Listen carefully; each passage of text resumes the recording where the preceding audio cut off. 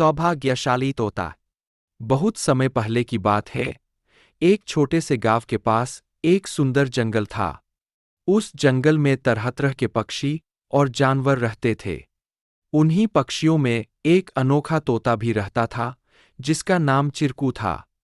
चिरकू को लोग सौभाग्यशाली तोता के नाम से जानते थे, क्योंकि जहां भी वह जाता, वहां कोई न कोई चमत्कार हो जाता या किसी की किस्मत बदल जाती। गांव के लोग मानते थे कि अगर चिरकू उनके घर आ जाए, तो उनके जीवन में सुख और समृद्धि आ जाती है। चिरकू हमेशा खुश रहता और अपनी मधुर आवाज में गाने गाता। लोग उसे फल और अनाज खिलाते और उसकी भलाई की कामना करते थे। चिरकू भी गांव के लोगों से बहुत प्यार करता था और जहां भी जाता, खुशियां बांटता। एक दिन गांव में एक गरीब किसान, जिसका नाम रघु था, बहुत परेशान था। उसकी फसलें बर्बाद हो गई थीं और उसके पास खाने को भी कुछ नहीं था। वह दिन-रात मेहनत करता, लेकिन किस्मत उसका साथ नहीं दे रही थी। एक दिन रघु ने गांव के लोगों से चिरकू के बारे में सुना और सोचा कि शायद यह सौभाग्यशाली तोता उसकी भी मदद कर सकता है। रघु ने तय किया कि वह चिरकू से मिलकर अपनी किस्मत बदलने की विनती करेगा। अगले दिन वह जंगल की ओर चल पड़ा और चिरकू को खोजने लगा।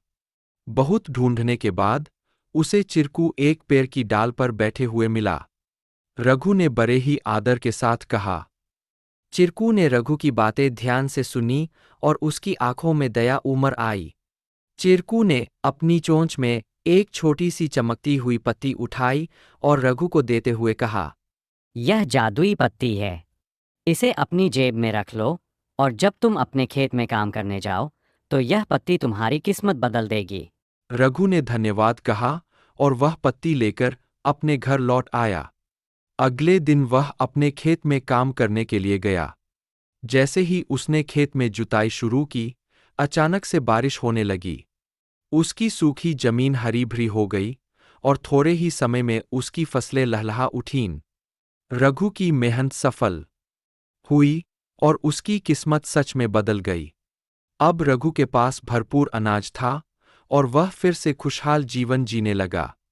उसने गांव के लोगों को चिरकू की बुद्धिमानी और उसके द्वारा दी गई जादुई पत्ती के बारे में बताया।